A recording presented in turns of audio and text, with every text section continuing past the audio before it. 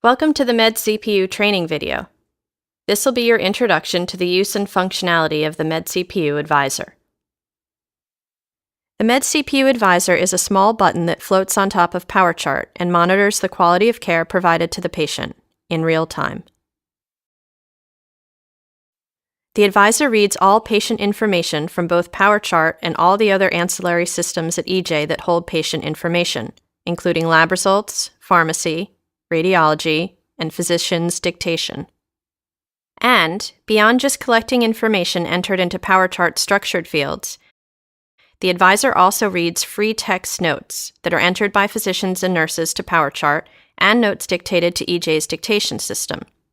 The Advisor's capability to read free text notes as well as structured data makes it a very accurate data agent that collects all patient information, regardless of where it's entered and in what format, structured or unstructured, making it an effective tool that keeps a comprehensive snapshot of the patient's data at any given moment.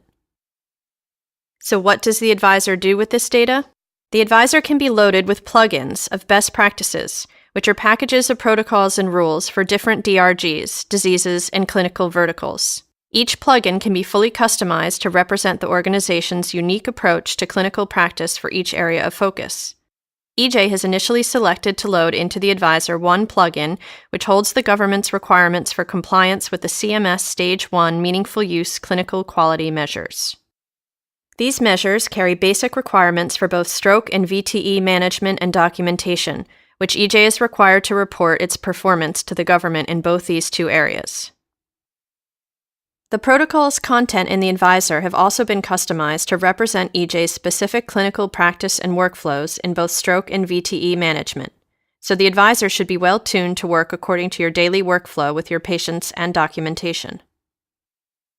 The role of the Advisor is to continuously monitor the care delivery and documentation quality for each patient that falls into the stroke and VTE protocol, and identify any deviations or deficiencies in the care provided in real time.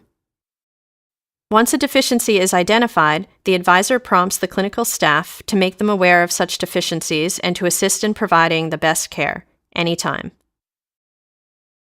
So let's learn how it works. It's very simple. First, the Advisor does not always appear on the screen. It appears only when two conditions are met. Number 1, PowerChart is opened with a patient that falls within the groups of either stroke or VTE management protocols. And number 2, the user logged into PowerChart appears on the list of providers and nurses that are eligible to see the button.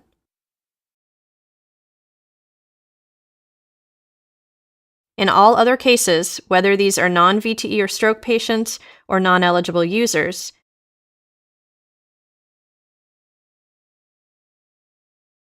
the Advisor does not appear on the screen. The Advisor also corresponds to the patient in context in PowerChart.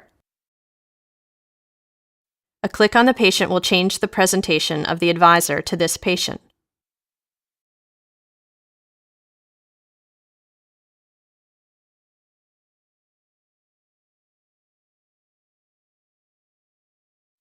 The Advisor can be positioned on the screen wherever you like. It's there for you, for your convenience. The Advisor's basic status is in invisible mode, meaning there are no current deficiencies in the documentation or care for this patient. This should be its steady-state status throughout the patient's stay in the hospital, as it indicates there's no deficiency in the approach to the patient, with all aspects that relate to compliance with the stroke and VTE guidelines, is indicated by the government and EJ. Even though you do not see the Advisor, it is there silently monitoring in the background.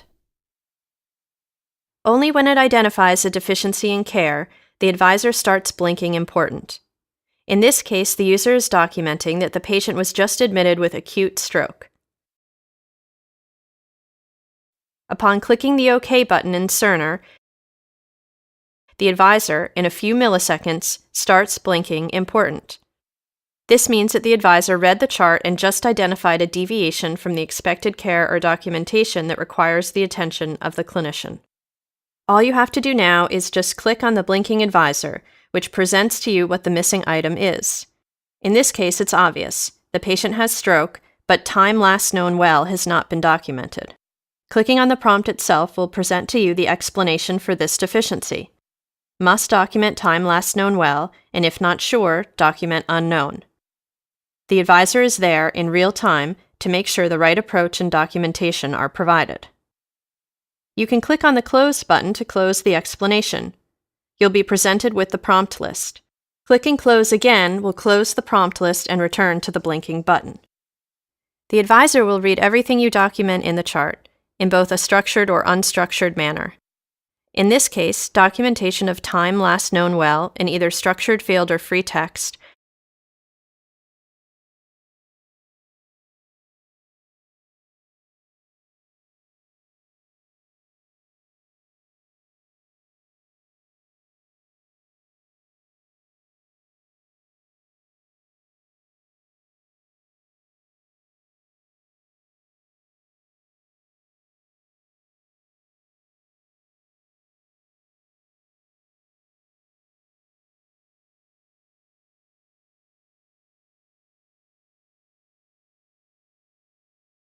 will be immediately captured by the advisor, which will present with the appropriate guidance, TPA. Clicking on the prompt will present the explanation. The patient has ischemic stroke within 3 hours of symptoms, and TPA has not been given.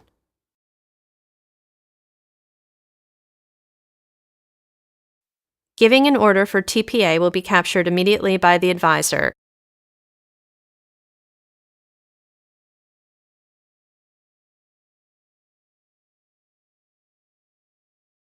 and the prompt will go away, turning the advisor to OK.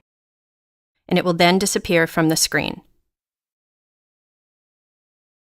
In addition to prompting for important items missing, the advisor also identifies and prompts for wrong or contraindicated decisions or actions.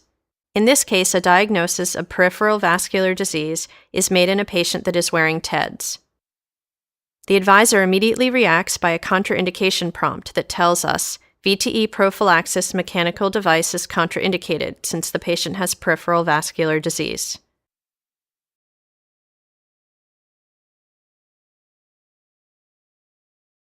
Documentation in structured fields or free text notes that TEDs have been removed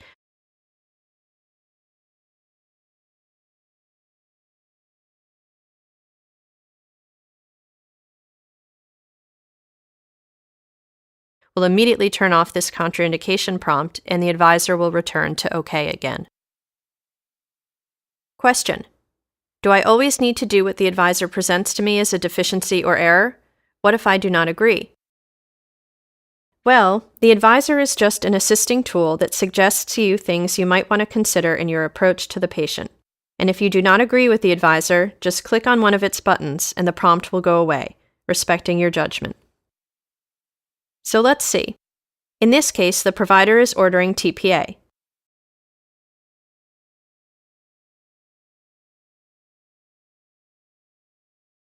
But the advisor pops up with a contraindication alert for TPA. It says that TPA is contraindicated since the patient had trauma. Trauma? How come? Let's see. In the free text documentation section, or dictation notes, it appears that the patient did have a trauma 2 months ago. It appears that the advisor read the free text notes and knows the patient history, assisting us to not overlook important items in the patient's clinical picture. But what if I disagree with this contraindication? What if the trauma was very mild, and I believe it's still safe to give the patient TPA under these circumstances? No problem. It's your judgment, and you can definitely proceed forward with the TPA and turn off this prompt. You do it by clicking the Discard button. This will tell the advisor that you do not agree with this prompt, and it will immediately turn OK, and it won't bother you again. But remember, it's highly advisable to put in the chart a note indicating your thought process and reason that led you to give this patient TPA. This note might be highly important in case litigation arises due to a bad outcome of this case. Leaving the chart without showing your thought process leaves you unprotected should you encounter such an event. Here's another one. A Rixtra is contraindicated, and the advisor says that the reason for it is because the patient has renal impairment. Why is that?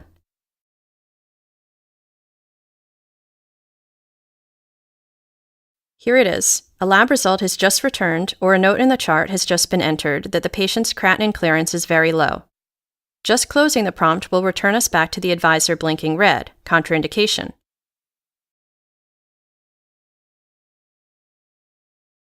But, as before, clicking discard will turn the advisor to OK and will not bother you with this prompt again. There's another way to turn a prompt off, but this time not to permanently suppress it like pressing the discard button, but rather telling the advisor that you may agree with this prompt, but you'd rather defer dealing with the deficiency until a later stage. This can be done by clicking the Remind Later button. Clicking on Remind Later will turn the advisor to OK, and it will then disappear from the screen. But the advisor will keep watching for the significance of not correcting this deficiency.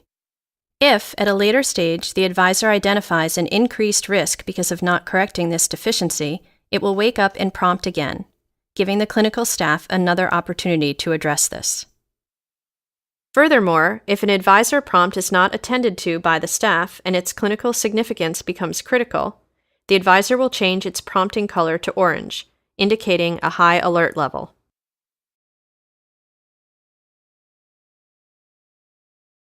The highest alert level the advisor may reach is a stop alert, when it blinks red and prompts that this deficiency is at a level that requires someone to critically intervene with the care delivery in order to correct such top-level deficiencies.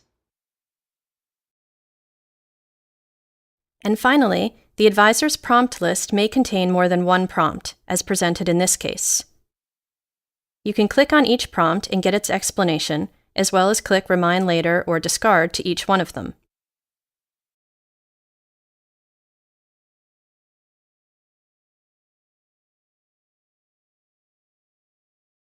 You can also click on the Remind Later button for all items, which will assign OK to all the prompts on the current list and will then turn the button to OK. And it will then disappear from the screen. As with the above, if a certain deficiency becomes more important or critical at a later stage, the advisor will present that prompt to you again.